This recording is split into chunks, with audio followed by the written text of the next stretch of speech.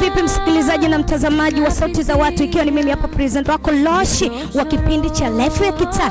Bwana, kipindi chetu kipya, sio wewe unanielewa, kipindi chetu ni kipya, kitakuwa kinaluka kila siku ya Jumatatu mpaka Ijumaa. Muda ni saa 10 kamili mpaka saa 12. Usikose kufuatilia matukio mbalimbali, maisha ya mtaani, maisha ya kitaa na presenter wako Loshi.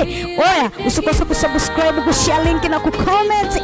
Wanakwambia Tima deki, ila mimi nakwambia Tima anadeka. Nyao ndo sauti yangu mimi peke yangu. Unaniita binti mkali, pisi kali, toto la mama. Asante.